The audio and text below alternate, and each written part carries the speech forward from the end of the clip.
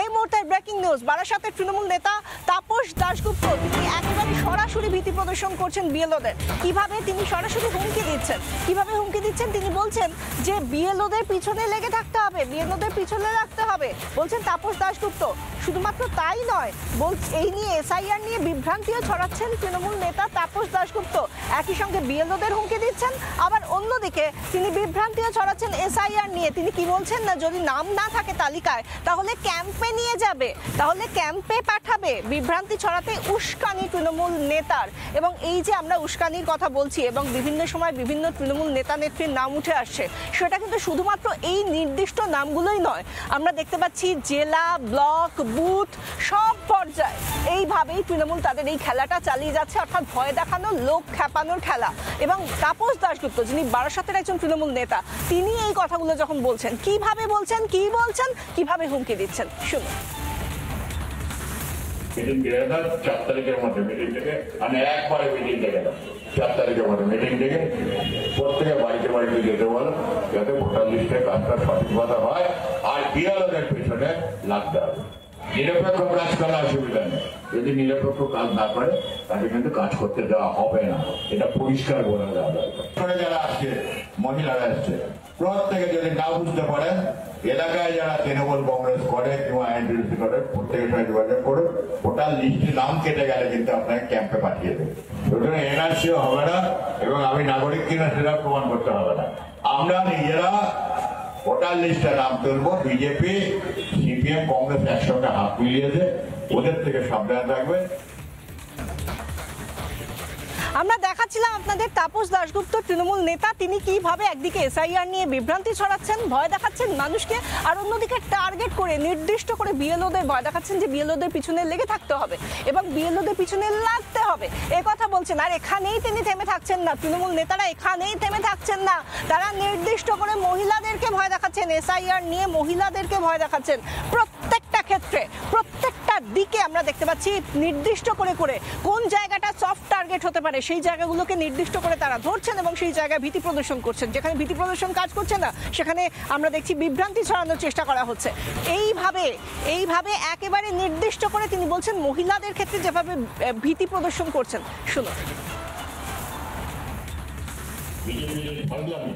এর বিরুদ্ধে তোমরা বলবে বিজেপি আমাদের ভোটার লিস্টের নাম কেটে আমাদের এনআরসি ক্যাম্পে ঢুকাতে, ডিটেনশন ক্যাম্পে ঢোকাতে চাইছে, সুতরাং তার বিরুদ্ধে বলছে। মহিলাদের ভয় পাইয়ে দেবে, এমনি দেখুন মহিলাদের অফিসার দেবে, মহিলাদের ভয় পাবে। আর নাহলে মহিলাদের ভয় না পাওয়ালে বাড়ির পুরুষরা তো বাড়িতে থাকে না।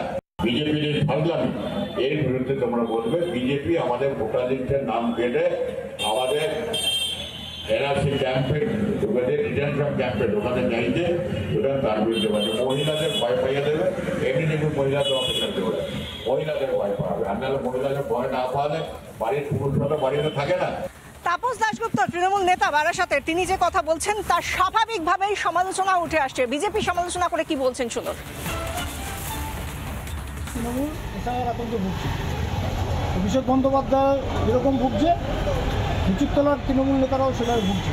তারা বুঝে গেছে যে এবারের নির্বাচনে, 26-এর নির্বাচনে তাদের আর ভুয়ো ভোটার, ফলস ভোটার বা বৈজ্ঞানিক রিগিং যেটা বলা হয়, সাইন্টিফিক রিগিং, সেটা তারা করতে পারবে না। তাদের খেলার টোটালি বন্ধ হয়ে যাবে নির্বাচনের দিন। যার জন্য তারা এই সমস্ত উল্টোপাল্টা কথাবার্তা বলে মানুষের মধ্যে একটা ভীতি সঞ্চার করবার চেষ্টা করছে।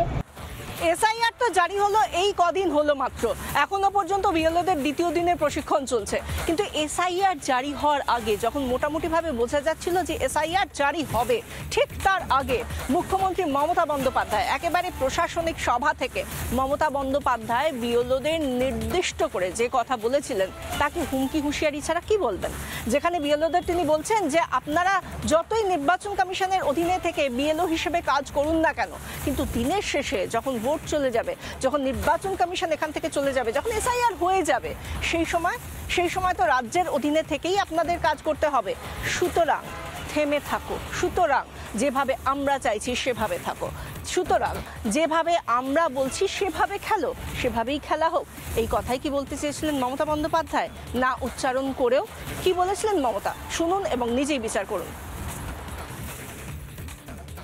এই যে পশ্চিমবাংলা থেকে প্রায় 1000 লোককে নিয়ে গেছে ট্রেনিং করবার জন্য দিল্লিতে, আমি জানতামই না। এটা ডিএমদের উচিত ছিল অ্যাটলিস্ট আমাদের ইনফর্ম করা, আমাকে না করুক সিএসকে ইনফর্ম করা। আপনারা বিএলও যেসব লিস্ট টিস্ট করেছেন, বিএলওদের কাছে আমার অনুরোধ থাকবে ভোটার লিস্ট থেকে কারো নাম যেন বাদ না যায় সেটা দেখার। মনে রাখবেন ইলেকশন কমিশন তার নোটিফিকেশন যখন হবে ডেট অফ ইলেকশন, তখন থেকে এটা ইলেকশন কমিশনের আন্ডারে যায়। তার আগে স্টেট গভর্নমেন্ট, আবার ইলেকশনের পরেও স্টেট গভর্নমেন্ট। সুতরাং এটা মনে রাখবেন, আপনারা চাকরি করেন স্টেট গভর্নমেন্টের। নানা ধরনের কন্টেন্ট দেখার জন্য লাইক করুন, শেয়ার করুন আমাদের ফেসবুক পেজ, সাবস্ক্রাইব করুন আমাদের ইউটিউব চ্যানেল। পাশাপাশি অন্যান্য ব্রেকিং নিউজের জন্য অবশ্যই চোখ রাখুন রিপাবলিক বাংলায়।